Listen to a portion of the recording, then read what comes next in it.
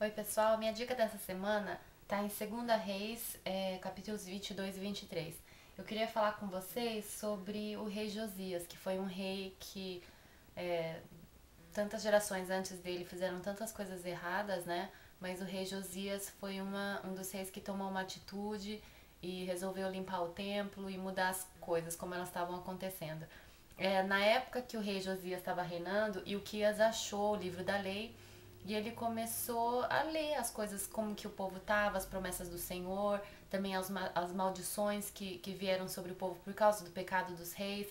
E aquilo tocou muito o coração de Josias e levou ele a tomar uma atitude que foi a purificação do templo, que a gente vê no capítulo 23.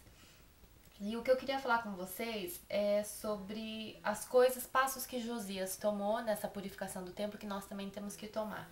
Então a primeira coisa que ele fez foi ler o livro da lei e saber da história, saber das palavras que foram recebidas, o que os reis fizeram que não deu certo, que foi pecado. E assim também na nossa vida, no nosso ministério, a gente tem que saber da onde que nós surgimos, qual que foi a nossa história, né, o que aconteceu, tanto no ministério como também na nossa vida pessoal. Então, por exemplo, no meu ministério, eu tenho que ver como que foi gerado o ministério na minha igreja. Será que aconteceu isso? Será que isso trouxe um fruto ou trouxe uma consequência que hoje a gente está lidando? Será que houve pecado que aos poucos foi entrando no ministério e hoje eu tenho que lidar com isso? Então, isso é uma coisa que a gente tem que prestar atenção. Na minha vida pessoal, por exemplo, eu tenho que saber a história, por exemplo, da minha família. Então, se existe heranças familiares, coisas que eu estou lidando hoje, dificuldades que eu passo hoje, que são consequências de pecados que gerações anteriores a mim fizeram.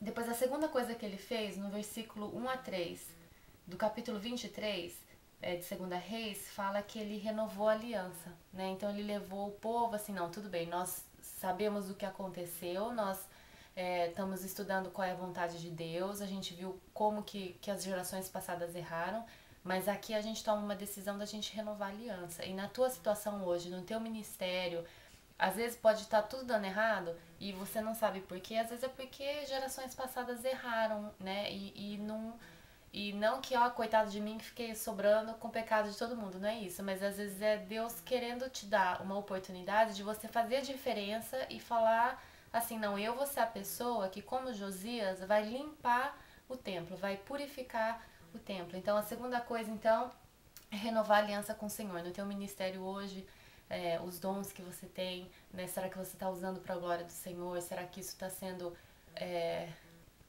usado assim, tem dado fruto? Será que a tua vida, o teu chamado, tudo isso tem cumprido para o propósito de Deus na sua vida? Né? Será que é tempo de eu falar, não, Deus, realmente eu quero ter uma vida separada para o Senhor, me leva de novo para aquele primeiro amor, me leva de novo para, sabe, aquela vontade que eu tinha de te servir. Então, renovar a aliança. E a terceira coisa que ele fez foi a purificação do templo e também do culto. Então, a gente renovou a nossa aliança, mas agora também nós vamos limpar. Então, tirar do meio o que está errado. Então, vamos tirar as coisas que foram construídas para Baal, vamos parar de fazer é, coisas que faziam parte de um culto que era pagão. Então nós vamos tirar isso, vamos tirar aquilo. Na nossa vida pessoal, pessoal, eu não vou agir dessa maneira porque é herança familiar. Eu não vou vestir esse tipo de roupa, mesmo que todo mundo esteja vestindo. Nós vamos parar aqui, nós vamos mudar. Então é assim, é ter uma mudança de curso. E a última coisa que ele fez foi a celebração da Páscoa. Então, que isso seja vida para vocês. Isso vai ser algo que Deus vai trazer um novo começo, vai trazer vida, né? Em meio a aquilo que pode trazer morte, pecado trazendo morte, vai ser você simplesmente passando o sangue de Jesus na porta do teu coração para que a morte não entre e que você possa celebrar a vida com seus irmãos. Essa é a minha dica da semana, meio comprida, mas eu queria encorajar vocês, sabe? Nós estamos já quase no meio do ano. Eu sei que todos nós fazemos assim algum tipo de alvo para o ano. Então, às vezes é um tempo da gente parar, repensar, lembrar dos alvos que a gente colocou e continuar com pureza, limpando o templo, acabando com os cultos que não são de Deus e visando assim o alvo que Deus tem para as nossas vidas. Que você tenha uma ótima semana e eu vejo vocês semana que vem. Tchau, tchau.